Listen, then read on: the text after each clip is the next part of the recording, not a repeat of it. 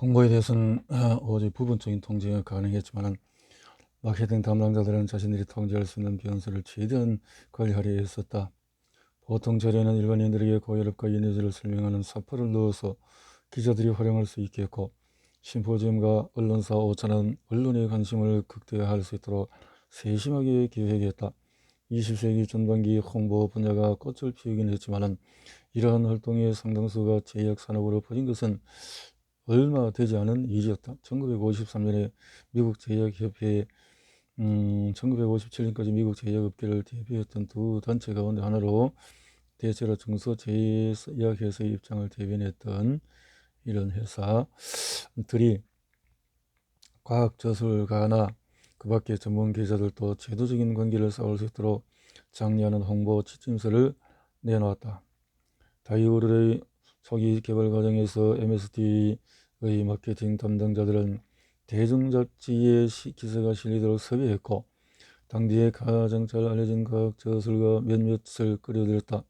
1957년 10월에 다우릴이 홍보 책임자 조지 쇼트는 신문과 잡지에 있는 과학저술가들에게 배포할 다이오의 우릴 연구보고서를 작성하도록 지시했다.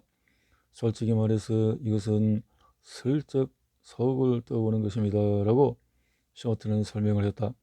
다이오릴이 이 언급될 수 있는 모든 영역에서 기술을 위한 자료를 모으고 있는 저술가가 있는지를 알아보려고 하는 것이죠.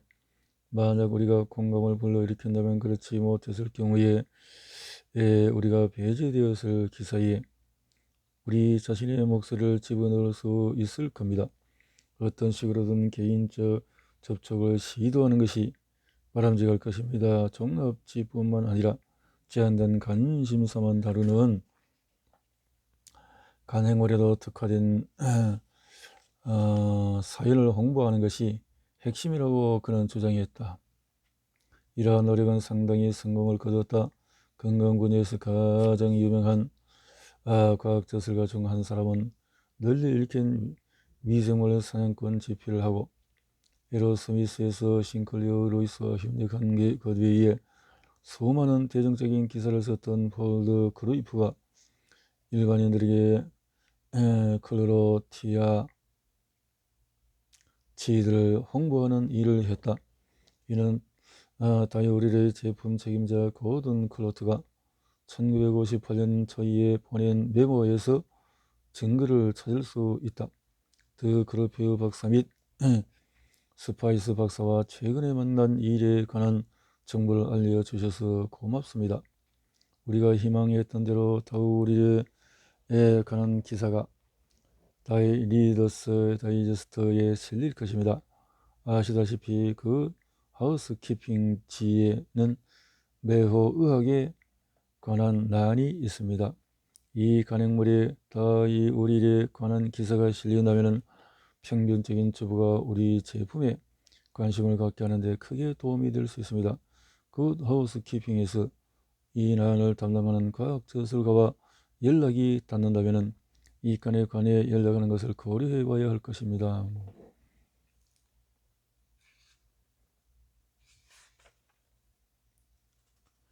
윤리적인 마케팅, 신약 판촉 사원과 다우릴맨 19세기 중엽 미국 제약 산업이 생기는 이래로 윤리적인 약 마케팅이 최종 소비자가 아니라 의사들을 대상으로 했다. 당시는 의사와 제약 회사들이 돌팔이 대체 치유사 특허 약 판매원들과 맞선 자신들의 서비스가 가진 정당성을 확립하기 위한 프로젝트에 힘을 합치던 때였다.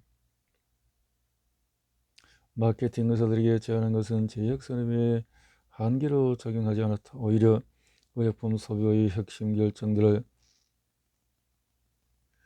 잘 정의한 소수 엘리트에게 제안한 것은 처방약 마케팅 담당자들에게 분명한 이점을 안겨주었다. 1950년대 말에 스미스 클라인 앤드 프렌치 마케팅 책임자였던 리처드는 미국 제약협의회에서 강연할 때 이런 이점을 예로 들어 보여주었다. 1958년에 의학학술지 4곳에 전면 광고를 시는 데는 $3,000가 채 안 들었지만 시장을 여러 겹으로 완벽하게 포괄했다.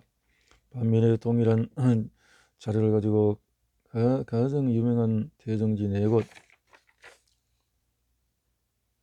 다이제스트 등등의 일반 대중을 상대로 광고할 경우에 8만 달러가 넘는 돈이 들었지만 소비자 시장의 작은 일부에만 도달할 수 있었다. 단지 홍보 대상 집단이 더 작은 것 말고도 의사들이 눈에 띄고 쉽게 연구할 수 있는 집단이라는 점도 중요했다. 의사들은 면허를 가지고 있어야 하며 아울러 미국 의사협회가 세계에서 가장 훌륭한 전문직 인명보 서비스라고 부를 만한 것을 제공하기 때문에 우리들에게 의사들의 정확한 명단이 있을 뿐 아니라 개별 의사의 진료 특성과 전문 분야에 관해서 훌륭한 정보도 있다.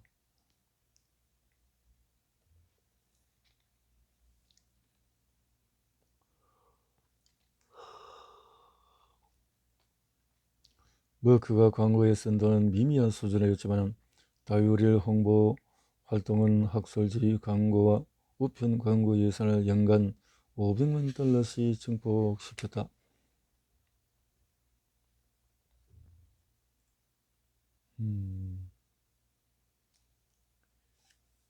이런 사파들이 다우리를 매는 광고판 기능에 더해서 선물로도 중요한 상징을 판촉 사원이 된 다우리를 했다라는 거죠. 자, 의사들은 1958년에 키퍼버 전후의 의약품 마케팅은 의사들은 대체로 다우리를 둘러싼 광고와 홍보에 호의적인 반응을 보였다.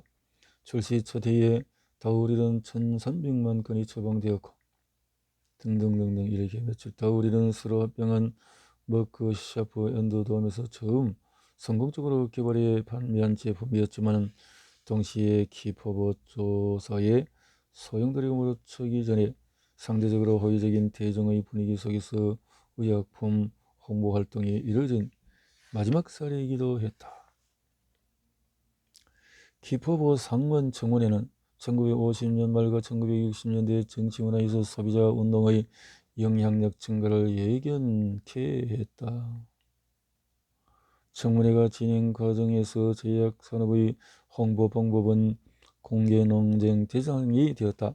이런 방식의 논쟁은 세뮤얼 홉킨스 애덤스가 특허의 광고에 대한 추문을 폭로하는 비판을 제기한 이래로 처음 있는 일이었는데 당시 애덤스의 비판은 1906년 선정식품의약법의 통과로 이어졌다. 우리가 다우리엘 철실 과정에서 봤던 의약품 홍보에 기여한 행위자들, 이제 일상적인 의료 실천 속에서 상업적 부패의 근원으로 일반 대중 앞에 소개되었다. 1958년 11월 6일 미국 경영협회가 주최한 이른바 소련의 경제적인 공세에 관한 회의에서 코너는 그가 냉전의 생명정치에서 일찍이 나타나는 소규모 충돌이라고 부른 것에 대해서 설명했다. 충돌의 현장은 인도의 의약품 시장으로 국제적으로 확장하고 있는 미국의 제약업계, 인도의 국영제약 하부구조의 설립을 최종적으로 원조하겠다고 제안한 소련 사이에 치열한 경쟁이 벌어지고 있던 냉전의 분쟁지대였다.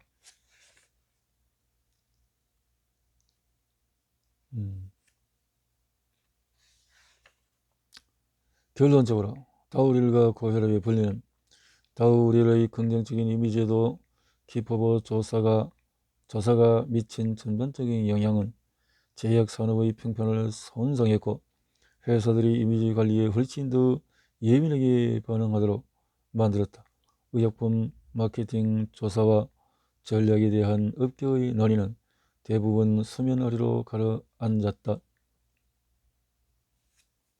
청문회는 제약 산업의 마케팅 활동에 대해서 국가 차원에서 철저히 검토하는 계기가 되었지만 이후에 1960년대 말에 상원 조사가 추가로 진행되고 1970년대 말에 의사 매수에 관한 에드워드 케네디 상원 의원의 청문회가 개최되면서 비판은 더욱 증폭되었다.